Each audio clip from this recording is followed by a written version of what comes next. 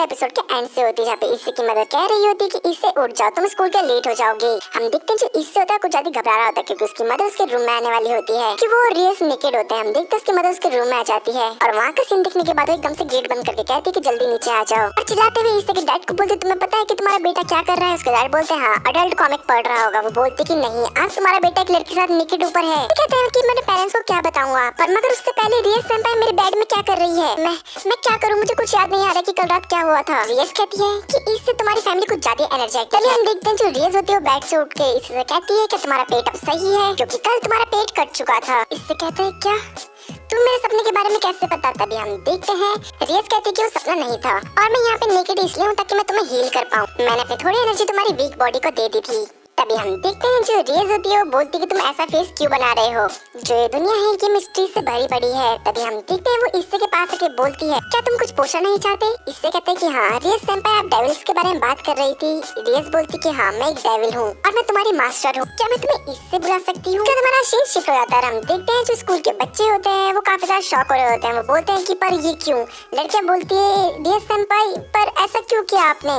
हम देखते हैं जो रियस होती है वो स्कूल जा रही होती है और उसके पीछे हम देखते हैं जो इससे होता है वो आ रहा होता है। वो कहता है कि ये तो नॉर्मल सी बात है, वो सही में को देख के चिढ़ रहे हैं। तो रियाज को देख के शर्मा रहा होता है। रियाज अपनी क्लास में जाते हुए कहती है कि मैं किसी काम करने वाले लड़के को तुम्हें लेने के लिए भेज दूंगी, पर मगर तभी वहाँ पे इससे का दोस्त आता है जो कि उसके मुंह में पंच कर देता है। हम देखते हैं जो इससे होता है वो एक पिलर से आके टकरा जाता है। उसका दूसरा दोस्त आके कहता है मासूदा शांत हो जाता है। आसुदा कहता है कि मोतो हामा। वो बोलता है कि इसके पास कोई ना कोई रीजन जरूर होगा, हमें उसकी बात सुननी चाहिए। वो बोलता है कि तुमने ऐसा क्यों किया हमारे साथ, जब तुम हमें छोड़ के चले गए तो उसके बाद क्या हुआ था। इससे बोलता है क्या तुमने कभी वो रियल देखे हैं। मैंने देख लिया। और वो ये सुनने के बाद एकदम से पूरा शॉक हो जाते हैं। तभी हमें रियस को दिखाया जाता है जो कि ऊपर जा रही होती है। उसकी एक फ्रेंड कहती है तो वो उनमें से एक है। तभी हम देखते हैं रियस कहती है सोना तो तुम यहाँ पर हो। सोना कहती है कि ऐसा तो बिल्कुल भी नहीं है कि तुम किसी को भी अपने घर में लेके आ जाओ इम्प्रेस होने के बाद। तभी हम देखते हैं रियस कहती है कि मेरे को उसमें अपना छोटा भाई दिखाई देता है। गाइस आने वाले सीजन में देखना छोटा भाई बोल के क्या क्या करती है उसके साथ। तभी हम देखते हैं जो उनका स्कूल होता है उसकी छुट्टी होने वाली होती है। इससे बोलते हैं कि उसने मेरे को कहा था कि वो किसी को मेरे को लेने भेजेगी। तभी हम देखते हैं कि यहाँ पे कीबा आ चुका होता है और जो हमारा इससे होता है वो चिढ़ के बोलता है कि हाँ हैंडसम प्रिंस आ चुका है। हम देखते हैं जो कीबा होता है वो बोलता है कि मेरे को 1 मिनट देना। तभी वो इससे के पास जाके बोलता है कि तुम यहाँ पर हो।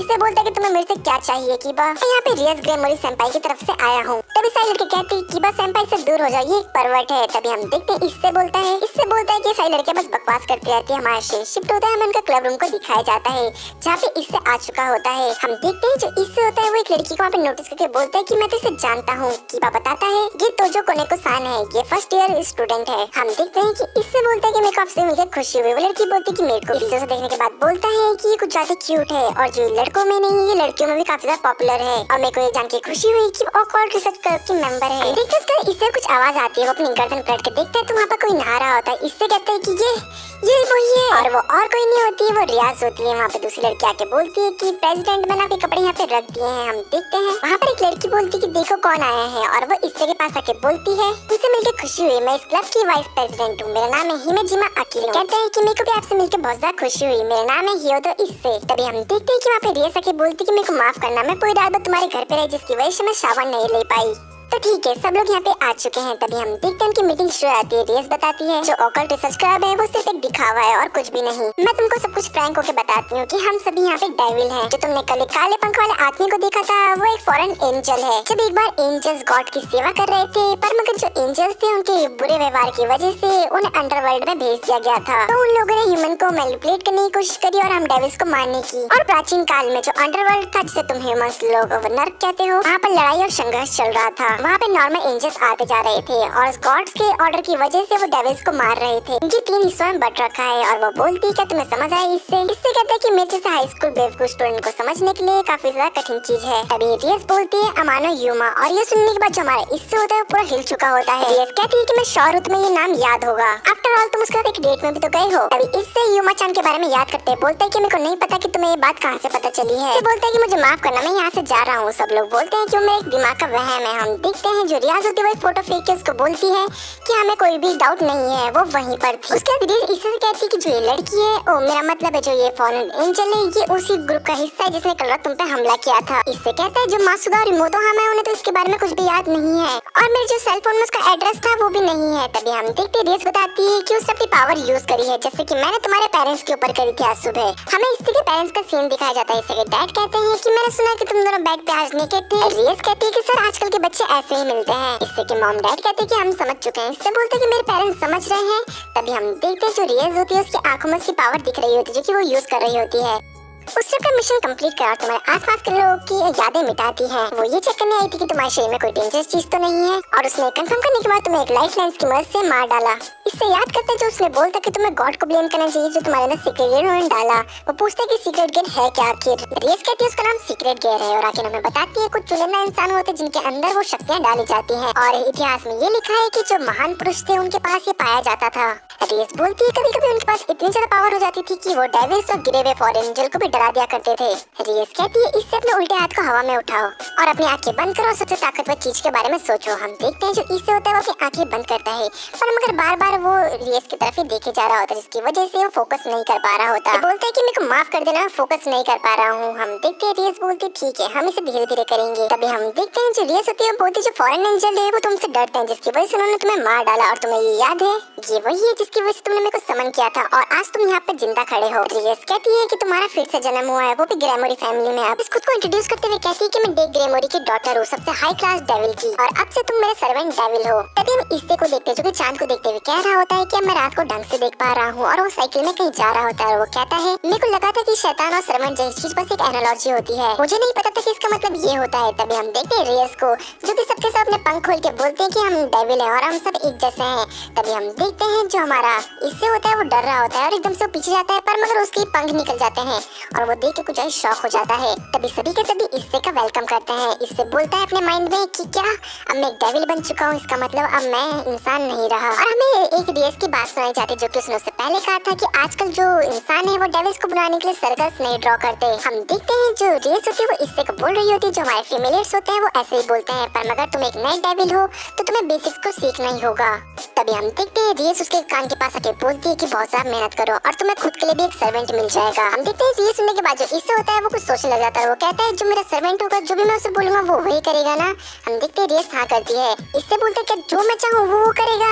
हम देखते हैं रियाज बोलती है कि वो तुम्हारा नौकर है तो वो कुछ भी करेगा। तभी हम देखते हैं इसे साइकिल में कहीं जाते हुए कह रहा होता है कि अब मैं ह्यूमन बनना नहीं चाहता हूँ, मैं एक टर्की किंग बनूंगा और वो बहुत ज्यादा खुश हो रहा होता है। तभी हम देखते हैं जो इससे होता है वो वापस अकेडमी में आके बोलता है कि मैंने अपनी डिलीवरी डन कर दी है।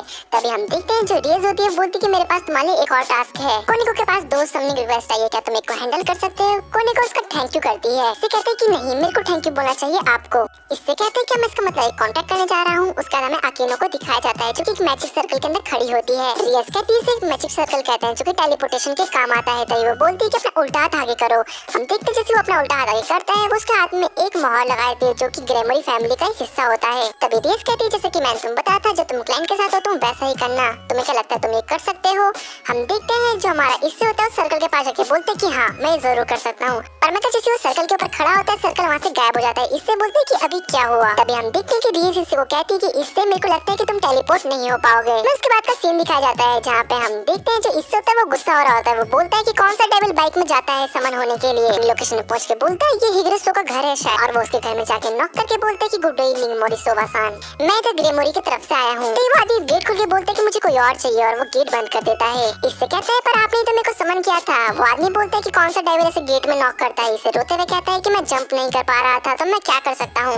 तभी हम देखते हैं वो आदमी गेट खोलते हुए इससे को अंदर बैठा देता है। तभी वो आदमी कहता है कि तुम एक डेविल हो तो तुम्हारे पास कोई ना कोई टैलेंट तो होना ही चाहिए। इससे बोलता है कि टैलेंट जो कोने को चाहिए वो क्या करती है यहाँ पे यूजुअली। वो आदमी बताता है कि वो यहाँ पर कॉस्प्ले करती है और एक प्रिंसेस के जैसे मेरे को अपने हाथों में उठा लेती है। इससे कहता है क्या प्रिंसेस? तभी हम देखते हैं जो इससे होता है वो इमेजिन करने लग जाता है कि कोने को चैन कैसे लगेगी उसे उठाते हुए। तभी हम देखते हैं कि उनकी थोड़ी बातें चलती है। उसके बाद वो बंदा कहता है कि तुम्हारा टैलेंट क्या है? तभी हम देखते हैं जो इससे होता है वो बोलता है कि दिखो मैं दिखाता हूँ। वो बोलता है ड्रैगन वॉल और इतने में ही खत्म हो जाता है। तभी वो बोलता है कि मेरे को माफ करना बस मैं तुम्हें यही दिखा सकता था। तभी हम देखते हैं पर्सन बोलता है कि ड्रैगन बॉल एम। हाँ तुम अभी बहुत ज्यादा यंग हो तो तुमने री-एडिंग्स तो जरूर देखा होगा। तभी हम देखते हैं कि अपना पूरा का पूरा सेट दिखाता है। इसे बोलते हैं कि तुम अगर फर्स्ट जनरेशन से हुए तो मुझे क्या। इससे कहते हैं कि मेरे पास स्पेशल एडिशन ऑल वॉल्यूम्स हैं। बाद में बोलता है कि तुम्हें नहीं पता, मैंने हर वेडनेसडे ब्रॉडकास्ट के बाद अपने साथियों के साथ मिलकर अल्टीमेट स्वीट बॉट को इकट्ठा किया है पूरी पृथ्वी पे घूमकर। तभी इससे कहते हैं कि मैंने अपने दोस्तों के साथ पार्क में बैठ के हाइड एंड सीक खेली है और मैंने उन दोनों की लाइफ एनर्जी को ढूंढा है। जो गोन्सोकू है वो वर्ल्ड में सबसे स्ट्रॉन्गेस्ट है। यहाँ पे गोकू की बात हो रही है। तो वो पर्सन बोलता है कि डैड सबसे ज्यादा स्ट्रॉन्गेस्ट है। वो गोकू के राइवल की बात कर रहा था जो कि ड्रैगन बॉल जी में था। तो वो बोलते हैं कि कॉमिक की बुक नीचे रखते हैं, आज पूरी रात भर बात करते हैं। तभी हमें रात का सीन दिखाया जाता है जहाँ पे हमारा इससे अपने घर जा रहा होता है। वो कहता है कि मैंने सिर्फ उसे ड्रैगन एम बॉय के बारे में ही फाइट की, लेकिन मैं उसका कांटेक्ट नहीं बना पाया। तभी इससे के पीछे एकदम से बैर रहता है। इससे बोलते कि मेरे पीछे कौन है, और वो अपने पीछे मुड़ के देखता है तो उसके पीछे एक फॉरेन एंजल होती है जो कि बोलती है मुझे लगता है कि मैं किसी गलत पर्सन के पास नहीं आई हूँ, मैं केलवान, मुझे सभी निशान मिटाने का आदेश मिला है। वो बोलती है कि कितना अजीब है। तभी हम देखते हैं वो एकदम से पंख खोल के बोलती है कि उसने तुम्हें मार दिया लेकिन तुम जिंदा कैसे हो, और वो अपना एक हथियार बना के इससे के ऊपर अटैक करती है। लेकिन तभी हम देखते हैं जो इससे के हाथ में ग्रेमोरी फैमिली का स्टैम्प होता है वो उसे बचा लेता है। वो लड़की बोलती है तो सील ग्रेमोरी हाउस की है। हम देखते हैं इसे डरते हुए कहता है कि मैं फिर से मरना नहीं चाहता। तो वो लड़की कहती है कि मैं समझ चुकी हूँ, तुम वही लड़की हो जिसने डोनाल्ड स्ट्रेसी तुम्हें आवारा समझ लिया था। तो वो लड़की अपना अटैक बना के बोलती किसको पता था कि तुम ग्रेमोरी हाउस को ज्वाइन कर लोगे, और भी कई सारे रीजन है जिसकी वजह से तुम जिंदा नहीं रह सकते। और वो लड़की हवा में कूद के अपने हाथ में एक अटैक बना लेती है और इससे की तरफ बढ़ने लग जाती है। इससे बोलता है क्या ये सही में मेरे को मारने आ रही है। तभी हम देखते हैं कि वो रियस की बात याद करते हुए कहता है कि मेरे को स्ट्रॉन्गेस्ट बीइंग के बारे में सोचना होगा, और वो गोन्सोकू के बारे में याद करते हुए अपने हाथ को ऊपर उठा के बोलता है कि मैं पावर को ग्राउंड करता हूँ। तभी हम देखते हैं जैसे वो अपने हाथ ऊपर करता है उसके एकदम से पंख निकल जाते हैं, और हम देखते हैं उसके पास ग्रीन कलर का ऑरा जाता है जिसके पास बहुत ज्यादा प्रेशर होता है। तभी हम देखते जो लड़की होती है उस प्रेशर के सामने टिकी नहीं पा रही होती। तभी हम देखते हैं जो इससे होता है वो अपने सीक्रेट गेट की मदद से बीम छोड़ता है जिसकी वजह से जो लड़की होती है उसके सारे कपड़े फट जाते हैं और वो हवा में उड़ जाती है। तभी हमें इससे के सीक्रेट गेट की झलक दिखाई जाती है जो कि रेड कलर का होता है और काफी ज्यादा सुंदर होता है। हम देखते हैं जो उसका सीक्रेट गेट होता है उसके अंदर रेड कलर की आग भी जल रही होती है। तभी हम देखते हैं इससे बोलता है तो ये मेरा सीक्रेट गेट है। वो लड़की बोलती है पहले मुझे उसे इन्फॉर्म करना होगा, उसके बाद मैं तुम्हें मार डालूंगी। और जो फॉरेन एंजल होती है वहाँ से चली जाती है। तभी हमें रियस की आवाज आती है। रियस कहती है कि हाँ ये सीक्रेट गेट है और एक बार इसके अनलीश होने के बाद तुम इसे अपने मर्जी के हिसाब से एक्टिवेट और डीएक्टिवेट कर सकते हो। तभी हम देखते हैं जो इससे होता है उसे डीएक्टिवेट कर देता है। इससे बोलता है कि मेरे को डर लग रहा था कि ये मेरे हाथ में हमेशा के लिए रह जाएगा। हम देखते हैं जो रियस होती है बोलती है तो काफी ज्यादा सरदर्द बन चुका है। जो फॉरेन एंजल से उनको पता चल चुका है कि तुम एक डेविल के रूप में रिबॉर्न हो चुके हो। जो तुम्हारी उस फॉरेन एंजल के साथ मीटिंग हुई थी वो कुछ ज्यादा जल्दी हुआ, और ये समझ लो कि तुम अहंकारी नहीं बनोगे और उसको खुद लाने की कोशिश करोगे। इससे कहते हैं कि मैं समझ गया प्रेसिडेंट, तो अब मैं जाना चाहूंगा। अकीनो कहती है कि तुम कुछ ज्यादा ही उसके ऊपर चिल्ला रही थी प्रेसिडेंट। हम देखते हैं रियस कहती है कि मैं नहीं चाहती कि जो फॉरेन एंजल है वो मेरे प्यारे सर्वेंट को मेरे से छीन ले। तभी हमें अगले दिन का सीन दिखाया जाता है जहाँ पे इससे सुबह उठते हुए कहता है कि मैंने कल कुछ ज्यादा गलतियाँ कर दी थी। और जब वो स्कूल जा रहा होता है वो बोलता है क्या पता रियस सेंपाई मेरे पे भी गुस्सा हो। तभी हम देखते हैं उसके सामने एक लड़की नीचे गिर जाती है जिसे देखने के बाद उसकी ट्रक चालू हो जाती है, और जैसे वो लड़की उठती है हम देखते हैं कि वो एक नन होती है। इससे बोलता है कि ये कौन है।